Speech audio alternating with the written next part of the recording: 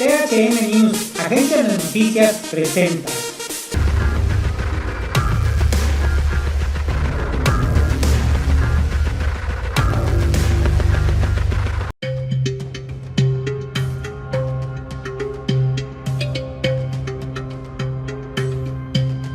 Un poder militarizado. No sé. Bueno, el país está militarizado desde hace tiempo. Hasta en el aire. Tampoco podemos echarle la culpa a López Obrador de haber militarizado el país. La primera experiencia de esto la tuvimos desde que estábamos nosotros en el gobierno. Bueno, Calderón fue el primero en utilizar abiertamente a las fuerzas de seguridad en tareas, a las fuerzas militares en tareas de seguridad pública. Pero pues esto había empezado muchos años atrás. Tú te acuerdas de aquella Operación Cóndor, que era la única tarea que tenía el ejército. ¿Y la qué consistió en el Plan Mérida? Pero eso fue mucho después. Ahí entró García Luna. Pero el Plan Cóndor, la única tarea que tenía era arrasar plantíos de marihuana y amapola. Eso era lo que hacía el ejército. Luego Calderón lo mete a custodiar, a perseguir narcotraficantes y a vigilar carreteras. Y hoy nos enteramos con un juicio en el extranjero, en Estados Unidos, de que estaban coludidos. Se dice que estaban coludidos. Nos enteramos, más bien confirmamos, porque toda la gente sabe que nada de lo que ocurre podría pasar si no tuviéramos funcionarios coludidos de todos los niveles. Y por supuesto, mientras más altos sean los niveles, la colusión es mayor. Pero a mí me consta el enorme apoyo que le brindó el presidente Calderón a García Luna. No tengo ningún elemento para pensar que el presidente estuviera coludido.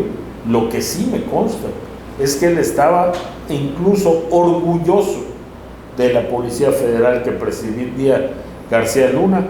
Una de las fotos que exhibían ayer me recordaba esa ocasión cuando estuvimos en el balcón presidencial en el desfile del Bicentenario y el presidente le preguntaba a cada rato al general secretario de la Defensa ¿cuánto falta para que pase la Policía Federal? Y nos decía al senador Beltrones y al diputado Ramírez Marín, porque esta es la primera vez que va a desfilar la Policía Federal. Y cuando finalmente iba a pasar la Policía Federal, hicieron a un lado al general y llamaron a García Luna para que estuviera ahí con el presidente. Está esa foto, era una de las que exhibían ayer, no sin saber seguramente de qué trataba esa foto, está señalando. Pero yo sí sé de qué se trataba porque recuerdo perfectamente ese día y cómo el senador Beltrones me volteó a ver y me dijo vamos a hacernos a un lado para que quepa el general del poder. Nos hicimos para atrás nosotros para que el general pudiera entrar y estuviera en el balcón. Tú has estado en las entretelas del poder, has sorbido lo que son las mieles verdaderas del poder. Ojalá hubiera sorbido más que las mieles. Bueno, como abejita que también protege, ¿no? También todo esto que ha sucedido, ¿cuánto de todo ello te ha asqueado en realidad? Mira, yo he sido siempre un hombre muy afortunado y muy malo para la corte. O sea, no soy un buen cortesano. Y eso por un lado pues, no te deja avanzar en ciertas cosas, pero por otro lado te protege de otras. Entonces, yo creo que tuve una escuela muy difícil. Aunque era yo de otro grupo, llego al gobierno, a un cargo en el gabinete estatal de oficial mayor. A la Secretaría de la Reforma Agraria. Esa entré después, pero primero fui oficial mayor de gobierno con Cervera y luego un presidente del PRI con Cervera en la época en que la franja de división entre el partido y el gobierno era muy ligera, al grado que, por ejemplo, cuando destituían a un presidente municipal sus regidores, el asunto se terminaba resolviendo en la oficina del presidente del PRI. Qué bueno que a este de acá, lo cambiaban como 3 veces Qué Ya bueno le que lo decidí mencionas, dos. porque yo estuve cerquita de ti en el momento en que se hizo ese cambio, cuando a ti te nombran para estar en el partido, y yo les sugiero que sea Rolando Zapata, un muchachito que andaba por allá, el que te sustituyera. Y tú agarraste, escribiste el nombre, se lo llevaste a Cervera al privado, y después me regresaste y me dijiste, fue el que tú me dijiste. Sí. Y después un malagradecido gobernador como Rolando, para conmigo por lo menos. David, yo no juzgo lo que no conozco exactamente, pero sí te puedo decir una cosa. El poder es una bebida que, como dice aquella canción yucateca, no terminas de saber si es el elixir que te da la vida o el pérfido veneno que te mata. Que te mata. Duda. Así es. La Así es el poder. Duda, la canción Siempre se me olvida el nombre del autor. Memo, es es uno de mis todo favoritos. tuyo. El autor es mi abuelo, senador. No me digas. Es una de mis Música de canciones Lalo favoritas. Santamaría. Música de Lalo Santamaría. Es una de A ti te mis toca la- favoritas. Bueno, senador, pero ya estamos metidos en el tema de Yucatán. Ya sabemos que aspiras, porque además siempre lo has dicho. O sea, Jorge Carlos Ramírez, en ese sentido, nunca ha ocultado que va. O sea, varios hemos sido testigos de que tú mismo has dicho, bueno, pues sí, yo quiero ser gobernador, y creo que además eso es correcto, porque, pues caray, poca gente tiene la claridad, la franqueza de poder decir, me gustaría llegar a este cargo. Entonces, O hay un amigo que quiere, lo puso en una sí, también. Pues no sabemos a ciencia cierta qué quiera. Dos como la gente. Bueno, también, y las demás como se puedan. Pero senador, ¿qué sigue para Yucatán, por lo menos desde tu perspectiva? Y quisiéramos saber también en ese aspecto. Ok, ya sabemos que Jorge Carlos Ramírez Marín quiere ser gobernador. Pero bueno, a mí en lo personal me gustaría preguntar dos cosas que suenan aparentemente simples, pero que realmente son muy complejas. Jorge Carlos Ramírez Marín, ¿qué tiene para Yucatán? ¿Qué le ofrece a Yucatán? Y también preguntarte, también directamente, ¿a qué te comprometes por Yucatán? un sistema de salud como en Dinamarca. Bueno, yo creo que Yucatán es uno de los estados que tiene niveles de seguridad, niveles de homicidios como Dinamarca. Y eso ya es un decir. Dinamarca nada más tiene 6 millones Bueno, de habitantes. y Yucatán tiene 2 millones de habitantes, pero ya es un decir. O sea, ya estás en el ranking mundial. ¿Cómo aprovechas mejor esa posición con un sistema de salud? Que yo siempre me he preguntado, mira, los dos candidatos más fuertes a la gobernatura le prometieron a la ciudadanía sistemas de salud. La oferta de Saúl eran hospitales descentralizados que sustituyeran y le quitaran esta presión al Hospital Oramo. Y Vila ofreció medicina médico 24 horas, y tú puedes ir a constatar cómo funciona eso y si realmente funciona. Ninguno de ellos cumplió.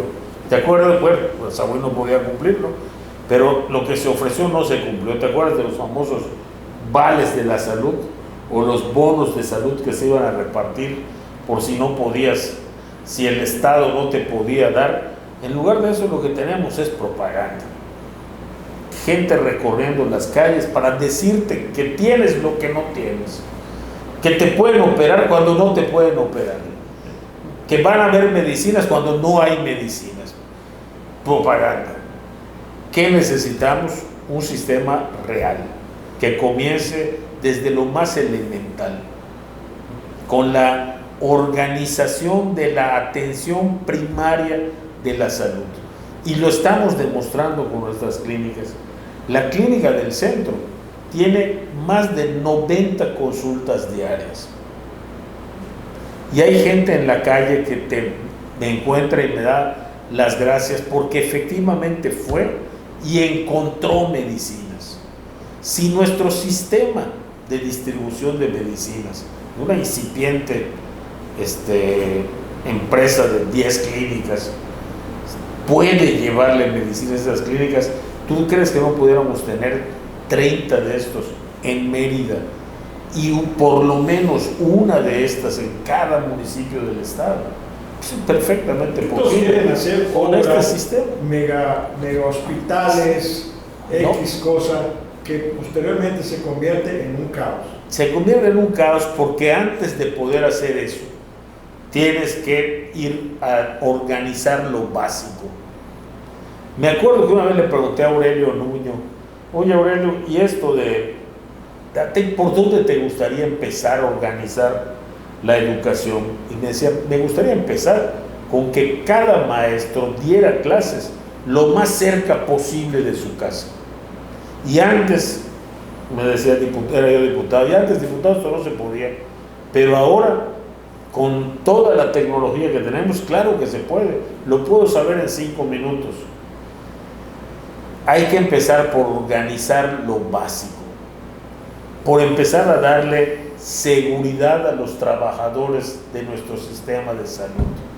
No puedes pedirle a un trabajador que te cumpla cuando sabe que a los 6 meses a lo mejor ya no vuelve a tener ese chance. Cuando lleva 15 años esperando una plaza, no le puedes pedir que te cumpla. Tú no le has cumplido. Y todo eso depende de mucho dinero, de mucho menos de lo que gastan en publicidad. Y claro, tienes que hacer mucho más eficientes tus hospitales, pero no necesitas un hospital de especialidades. En suma lo que necesitas es una clínica que efectivamente atienda el primer contacto. Hoy tienes tantas y tantas alternativas tecnológicas con el 5G, de que las consultas de especialista sean a distancia, por ponerte un ejemplo nada más.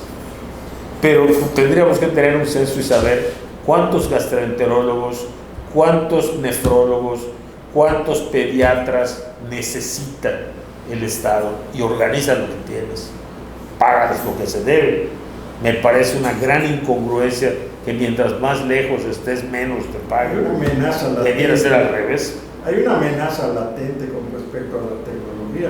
La Comisión Federal acaba de lanzar su sistema de Internet con precios bastante caritos, o sea, ni competitivos en cuanto a las demás empresas.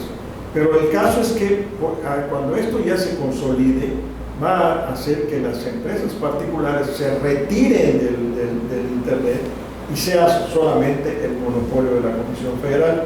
Esto huele feo. Es un riesgo, pero ahora vamos a ir, por ejemplo, al Congreso Mundial de Telefonía Móvil, que la telefonía móvil no es solamente la de nuestros teléfonos, sino la que permite, por ejemplo, todo este tipo de servicios. Y lo que estamos viendo es que estas empresas son demasiado grandes. Al contrario, el peligro es qué tan dependientes se vuelven los estados nacionales de estas tecnologías. No va a poder la Comisión desplazar a las empresas, y es un error tremendo desaprovechar el potencial que tienen. Pero ese es el problema. Pero si tuviera, mira, ninguna empresa puede llegar o ha llegado tanto como la Comisión Federal de Electricidad. Hoy prácticamente 99.2% de la población tiene servicio de energía eléctrica a través de la Comisión. Si ese servicio fuera competitivo en Internet, sería sin duda una empresa dominante y nos permitiría tener el servicio donde más hace falta, a donde no es rentable que llegue la iniciativa privada. El sistema de control militar por el espacio aéreo. O sea, ahí yo veo... Bueno, yo voté en contra, pero mi voto en contra se debe a una razón. No hay facultades en la Constitución para que el ejército haga eso.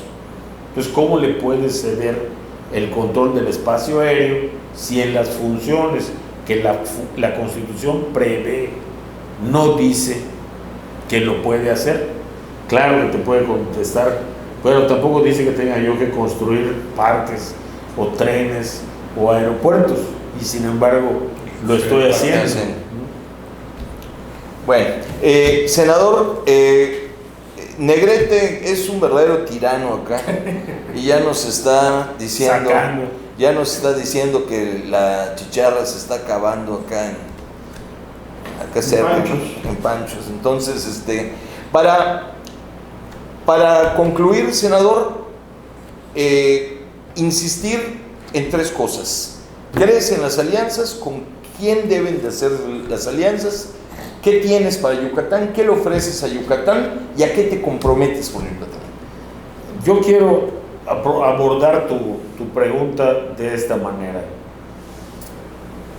Gracias a Yucatán he conocido mucho, he estado en ejercicios importantes de gobierno, he estado en el Poder Legislativo, he sido 2 veces presidente de la Cámara de Diputados, por lo tanto del Congreso de la Unión.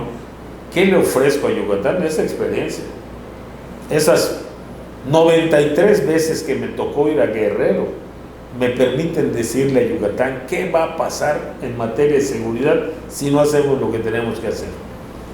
Todas las veces que fui a Coahuila me permiten poder decirle a Yucatán cuál es la ruta verdadera de los buenos empleos.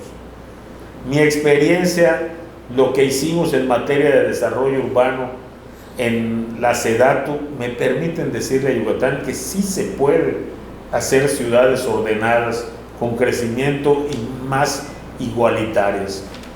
¿Y qué le ofrezco? Pues le ofrezco que solo sirvo a Yucatán. No tengo otro amo, ni tengo otra condición a la que tenga yo que responderle. Yo vivo aquí.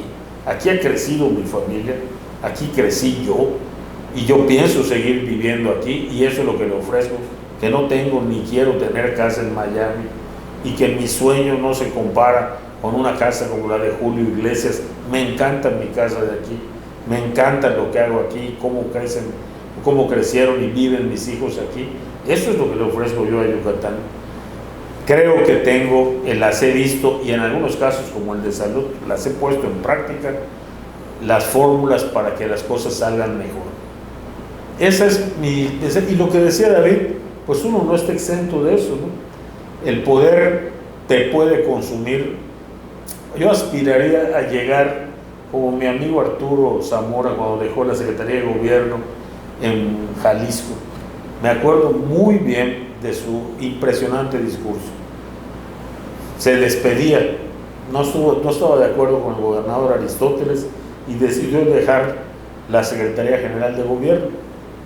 Y lo único que les dijo a sus muchísimos amigos reunidos en esa ocasión: hace 2 años que empecé este cargo y lo dejo en este instante. Y solo quiero decirles una cosa: gracias por estar conmigo. Tengo 2 años y no he perdido un solo amigo. Es muy difícil poder decir eso. Se necesita una catadura y una madera muy, muy importante. A mí me gustaría poder decir eso, pero más allá, poder decirles: cuando yo termine este gobierno, los yucatecos van a ser más felices. Esa es mi búsqueda, la felicidad. Y es una palabra a la que los políticos le tenemos miedo. Y es la combinación, en mi opinión, de estas 2 visiones. La visión de nosotros, que decíamos los indicadores, y la visión de López Obrador, que dice: ni más apoyos directos y contantes y sonantes. Si combinas esas 2 cosas sabiamente, lograrías un ejercicio de gobierno completamente distinto, pero sobre todo que nos acercaría a niveles de felicidad que hoy desafortunadamente no tenemos. Pero eso mismo orientó a sus propios colaboradores, que tenían cierta capacidad se convirtió en él solo. El concepto que tú tienes de amigo es otro. O sea, nosotros somos yucatecos, pero somos yucatecos al yucatanismo. Él no. Él tiene otro concepto de la amistad. Bueno, Ahí está lo que le dijo a Cuauhtémoc. O sea, lo dijo, está grabado, lo dijo en su propio palacio. Lo que ha hecho con Ursúa y lo que ha hecho con todos los demás, y luego se pone a revelar lo que le dijeron. No, hay que seguir con el aeropuerto. Los modos han sido totalmente distintos y también tienen luz y sombra. La parte de luz, estos ponen todos los pleitos sobre la mesa. No son patadas bajo la mesa, todos los pleitos están sobre la mesa. Esa es una parte, desde mi punto de vista, útil, y una parte oscura, muy oscura. Solo hay uno, solo cuenta uno, y todos van hacia ese uno y salen de ese uno. Eso tiene consecuencias tremendas en todo, porque en esa medida pues se va cancelando el gobierno, se va haciendo más estrecho, más estrecho, más estrecho, hasta que no queda más que uno.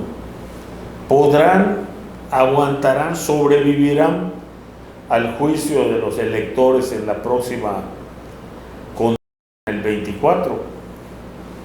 Pues eso está por verse. Y está por verse si quien le suceda le va a ser fiel. La tradición dice que no. Y ha sido una tradición, desde mi punto de vista, sana de la política de México. Creo que leíste a Luis Espota. Sus horas Claro que sí. ¿Cómo se llama esa? ¿Es el último día o el primer día? El primer día. Las horas violentas. El primer día. Beatriz me cuenta una anécdota increíble del presidente Echeverría. Beatriz Paredes. Que aporrea la mano. Esta que aporrea la mano y que es una mujer extraordinaria, me dice, ella muy jovencita, el presidente Echeverría en su último día hace una gira a Tlaxcala y la ve ahí en el público. Ella era diputada federal.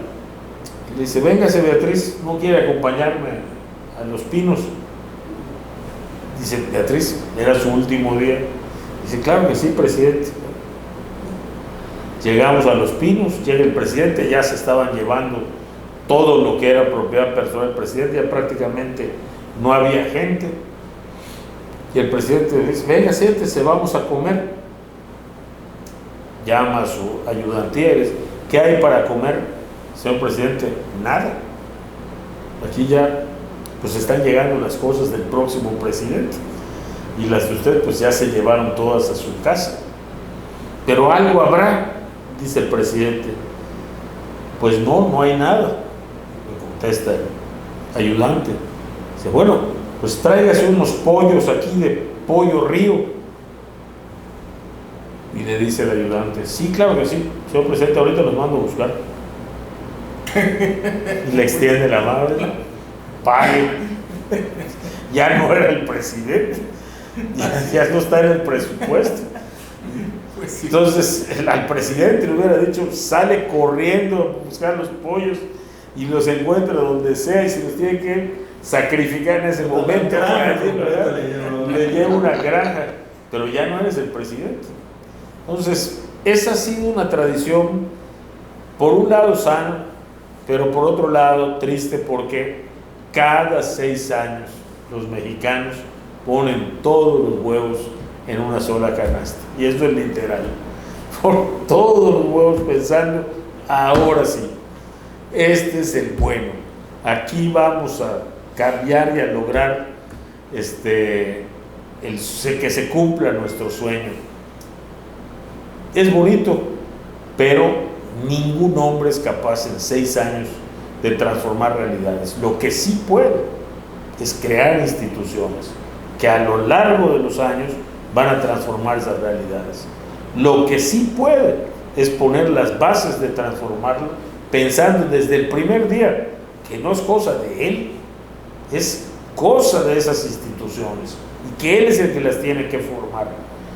Si piensa uno que dependen solo de uno, al final te vas a encontrar, y el tema de Echeverría, tú lo viviste, a mí me tocó casi de jovencito ver esos logros impresionantes del presidente Echeverría.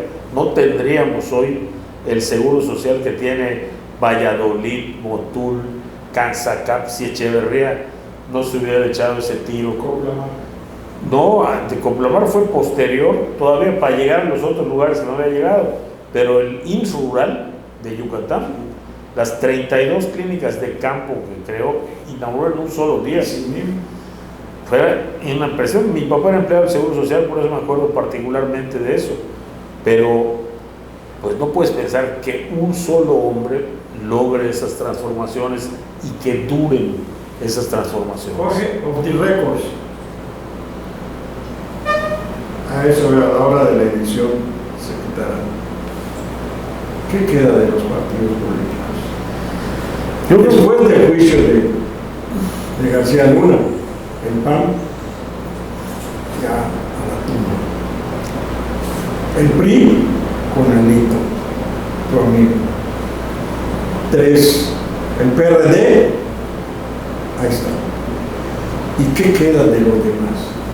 Lo podemos dejar en la entrevista porque así le contesto a Guillermo. Yo sí creo en las alianzas. Siempre he buscado alianzas en el Congreso, por ejemplo, para que las votaciones tengan un peso mayor y un consenso mayor. Pero en las alianzas se convence, en las alianzas se ponen las cosas sobre la mesa, no se hacen bajo la mesa. Las alianzas no son por nombres o no son por intereses, deben ser de principios, de programas. En política existe el agua y el aceite. Existe el agua y el aceite, por supuesto, y es peligrosísimo mezclarlas. Terminan separadas y es igual, lo he dicho muchas veces, a los matrimonios de conveniencia. Terminan rotos, cada quien por su lado, y los hijos son los que pagan las consecuencias. ¿Conoces la fórmula de Mario Fabio, el gobierno de coalición?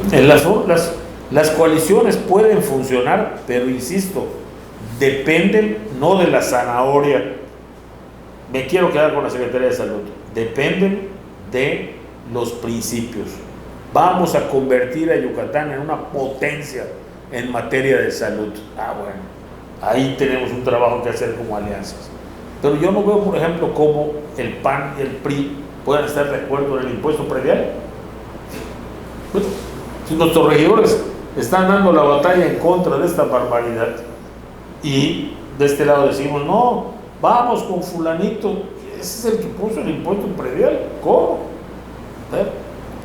Y me decías tú, ¿qué queda de los partidos?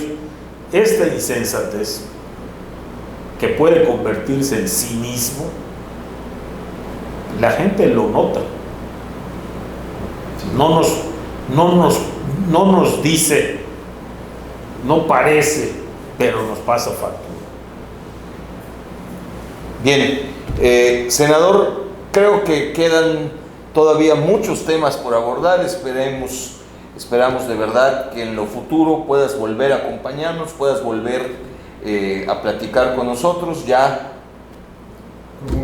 probablemente, no, primero tendría que ser como candidato, ¿no? Y después, si Dios lo permite, como gobernador, ¿no? Pero estamos seguros, si queda abierta la invitación a que puedas regresar con nosotros, senador. Hay muchas cosas todavía que nos gustaría poder encantado siempre. Yo soy un periodista aficionado, así como estoy con 3 extraordinarios periodistas. Para mí, además de ser un honor, es un deleite la conversación. Gracias, senador. Y pues, amigos, a nombre de A Fondo, de los integrantes de este programa, David, Víctor, un servidor, Guillermo Barrera, agradecer al senador Ramírez Marín su amabilidad, su asistencia el día de hoy, y pues nos vemos pronto y hasta luego. Muchas gracias por su amable atención. Hasta luego.